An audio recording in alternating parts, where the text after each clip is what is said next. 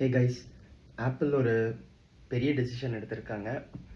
இது வந்து ஆப்பிளோட டெசிஷனா, டிம் குக்கோட டெசிஷனா என்னங்கிறதுலாம் தெரில. பட் மேட்டருக்கு வரேன். டிம் குக் சிஇஓ பொசிஷன் வந்து ஸ்டெப் டவுன் பண்ணுறாரு. ஸோ வந்து ரொம்ப வருஷமாக இருந்திருக்காரு டிம் குக் ஆப்பிளோட சிஇஓ. ஆல்மோஸ்ட் லைக் ஒரு எனக்கு தெரிஞ்சு ஒரு 10+ இயர்ஸாக இருந்திருப்பார். இது ஒரு ரொம்ப பெரிய ஒரு டெசிஷன் தான். ஸோ ஆப்பிள் விட்டு டிம் குக் போகிறாரான்னு கேட்டிங்கன்னா இல்லை, அவர் வந்து ஒரு எக்ஸிக்யூட்டிவ் சேர்மனாக ஒரு பொசிஷனில் இனி இருக்க போகிறேன் அப்படிங்கிற மாதிரி சொல்கிறாரு. அப்போ புது சிஇஓ யார் அப்படின்னு கேட்டிங்கன்னா, இவரை நீங்கள் பார்த்துருப்பீங்க நிறைய ஈவெண்ட்ஸில். ஜான் டர்னஸ்.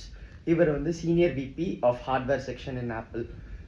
இது ஒரு நல்ல மூவாங்கிறது தெரில. பட் இன்னொரு விஷயம் என்னென்னா, ஆப்பிளில் வந்து ஒருத்தர் இருப்பார், senior VP of software side.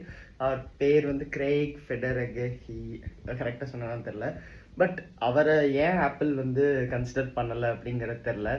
Maybe apple வந்து இனி அவங்க ப்ராடக்ட்ஸ் எல்லாத்துக்கும் ஹார்ட்வேர் லைனில் தான் லைக் ஃபோக்கஸ் பண்ண போகிறாங்களா அப்படிங்கிற மாதிரி ஒரு ஹிண்ட்டாக இருக்கலாம் அப்படிங்கிறது நான் ஒரு சின்ன டீகோட் பண்ணேன், வேறு எதுவும் இல்லை.